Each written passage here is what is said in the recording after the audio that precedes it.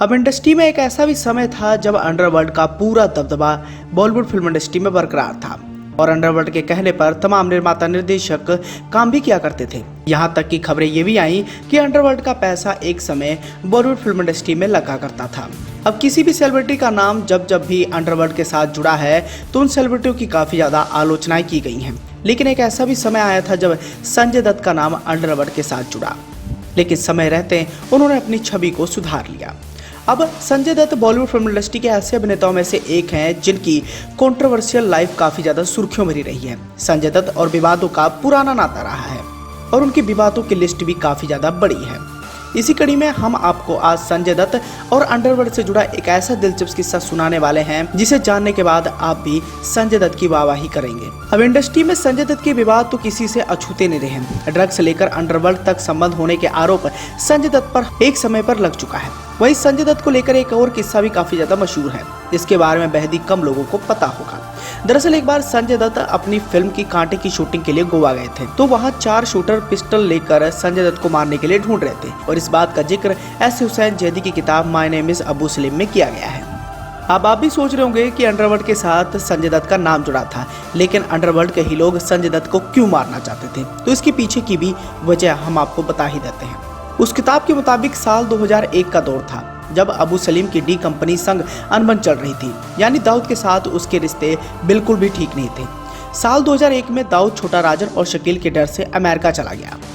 तभी new Jersey में एक बॉलीवुड का इवेंट रखा गया था जिसमें बॉलीवुड के कई बड़े सितारे आने वाले थे और संजय दत्त भी उनमें से एक थे।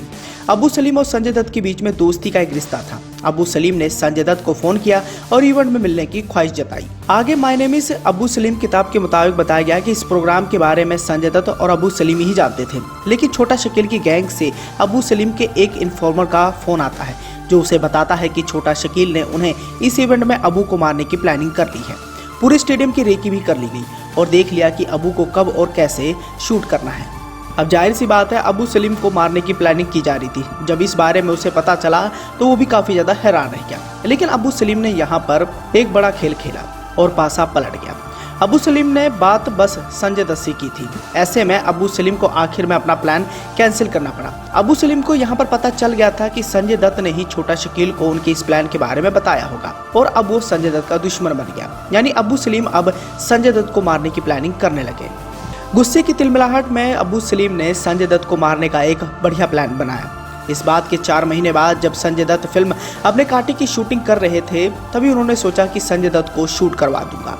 दरअसल फिल्म कांटे की शूटिंग के लिए संजय दत्त और cast and crew team Goa के लिए रवाना हुई, तो पीछे पीछे अबू सलीम ने अपने 4 शूटर उन्हें मारने के लिए वहां पर भेज दिया। इस किताब में यह भी बताया गया कि अपने शूटर को अबू सलीम ने यहाँ कहा था कि संजय दत्त को गोवा में या फिर गोवा वापस लौटते समय मुंबई एयरपोर्ट पर ही खत्म कर दें, लेकिन यहाँ पर भी गड़बड़ी होगी। बताया जाता है कि एक इन्फॉर्मर ने इस बात को संजय दत्त को बता दिया और संजय दत्त चौकन्ना हो गए। संजय दत्त के दोस्त उनके साथ में होटल में बैठ गए। उन्होंने तय किया कि जब तक वो अबू सलीम के प्लान को फेल नहीं कर देते वो कमरे से बाहर नहीं जाएंगे, क्योंकि बाहर आने पर उन्हें खतरा था। संजय दत्त ने उसी कमरे में बैठे हुए उस शख्स को फोन लगाना शुरू कर दिया जो अबू सलीम के इस फैसले को रोक सकता था। अब काफी कोशिशों के बाद संजय दत्त ने अबू सलीम के बेहद ही खास दोस्त अकबर खान से बातचीत की और बातचीत का फायदा भी निकला। दरअसल अकबर खान वही शख्स था जिसने अबू सलीम को भारत से भगाने में मदद की थी और अकबर खान की बात अबू सलीम टाल नहीं सकते थे। ऐसे में संजय दत्त भी भली भांति जाते थे कि मुझे किस शख्स से मदद मांगनी है। अब अकबर खान से बातचीत करके संजय दत्त को लगने लगा कि अबू सलीम उसकी बात जरूर मान लेगा। अकबर खान की बात जब अबू सलीम से हुई तो अबू सलीम ने संजय दत्त को मारने का प्लान तो कैंसिल कर दिया, लेकिन यहाँ उन्होंने एक शर्त रखी। शर्त में यह कहा गया कि संजय दत्त मुझसे माफी मांगे। इसके बाद संजय दत्त ने होटल के उसी कमरे में अबू सलीम को फोन मिलाया और उनसे माफी मांगी, तब जाके ये मामला शांत हुआ। बताया तो जाता है कि अगर संजय दत्त सूझबूझ से काम नहीं लेते तो अबू सलीम के 4 शूटर कांटे फिल्म की शूटिंग के दौरान ही संजय दत्त पर हमला करते और शायद उनकी जान भी जा सकती थी।